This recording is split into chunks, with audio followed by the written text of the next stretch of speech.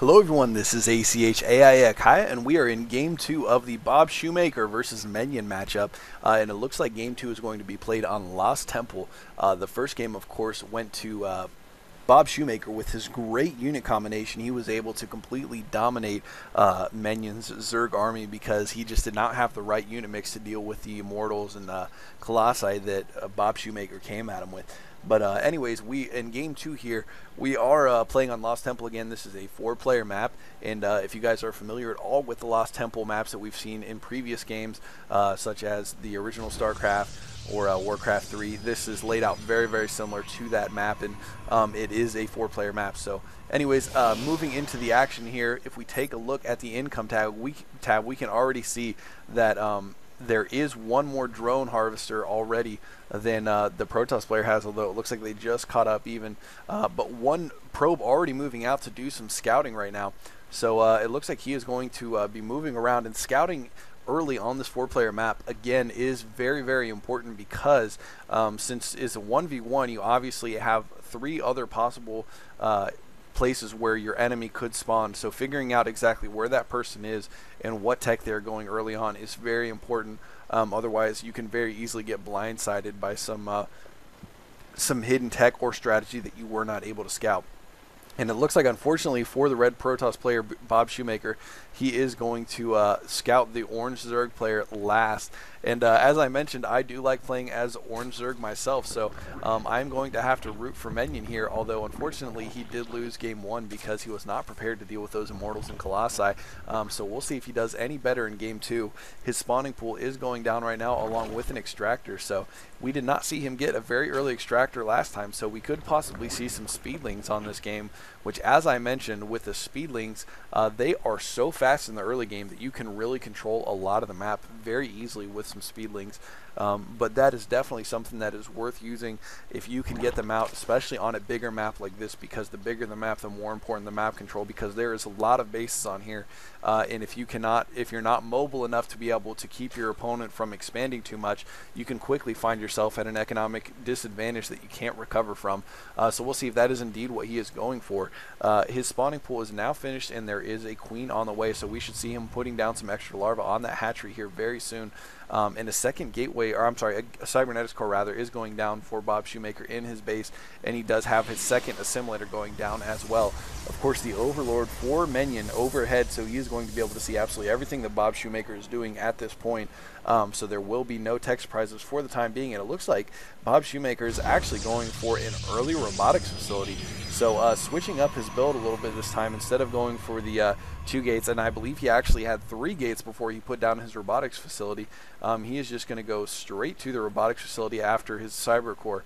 But meanwhile, back at the natural expansion for Menion, he has 2 Zerglings moving out right now, but there is one probe behind him. But they don't seem to want to turn around and kill that scouting probe for some reason, so both the Zerglings and the probe are going to go back to Bob Shoemaker's base at this point, it looks like. Although actually, yeah, these, okay, so they are going to see this probe and take it out now, and taking control of that xel'naga watchtower very briefly. Although it doesn't look like he's going to try to move up into the Protoss player's base. I'm sorry, I was mistaken. He apparently decided that he all of a sudden does want to go into the Protoss player's base. Unfortunately, there are a Zealot and a Stalker both on this ramp right now, so those Zerglings will not be able to get up in there. He does see, however, that the Protoss player has not fast expanded, and those Zerglings going to go down very quickly to those 2 Zealots and Stalker. Anyways, looking back at the Zerg player's base, he does have his lair up and running now, and canceling a building there. I'm not sure exactly what building that was that he canceled, but he does have a spire going too. And looking at the production tab, we can see that warp gate technology is being researched for the Protoss player, so we should see some gateways going up for him as well. Getting his 3rd gate right now, and I would imagine that we would probably see a 4th gate as well. Although typically when you get the robotics facility, I've seen a lot of people just stick with 3 gates and the robotics, so he may or may not put up a 4th gateway. We'll have to see exactly what he decides to do. But meanwhile, it looks like the Zerg player Menion has built a handful of Zerglings. It looks like there's about 12 of them. They are moving out across the map here to put some pressure on the front entrance of Bob Shoemaker's base. And Bob Shoemaker, already with an observer out, he is going to be able to see exactly what's going on in the map. He, of course, did spot those Zerglings coming out right now, so he is aware that those Zerglings are on the way to his base, and those Zerglings do manage to take down a scouting probe that was heading out across the map as well. Unfortunately, he does not have the speed upgrade for those Zerglings, so he will not have the ability to control as much of the map as easily. But the Spire is just now finishing, so we should see some Mutalisks coming out here very shortly, as it does look like he saved up a little bit of gas and minerals here. Unfortunately, though, only a few larvae for him to start producing those, although he did just spawn more larvae. So, yeah, and we can see that he is getting more Mutalisks with those right now. And looking at the production overlay, we can see that there are a total of 5 Mutalisks being morphed right now, and still no expansion for the Zerg player. He is moving up with these Zerglings to make sure that the Protoss opponent has not expanded as well. But I'm kind of surprised to see that he has not yet checked all of the expansions kind of in the vicinity. He has not checked the high yield. He has not checked any of the bases on the left side of the map here. So Bob Shoemaker probably could have actually gotten away with a hidden expansion over in that area, which hidden expansions on these 4-player maps can actually be pretty effective. Looking back at Menion's base, though, he did finally put down his hatchery, and it looks like these Mutalisks are going to move out and start trying to harass the mineral line of Bob Shoemaker. And absolutely nothing to defend his mineral line right now. He does have a couple of stalkers, but that is not going to be enough stalkers to take on 5 Mutalisks, I don't think.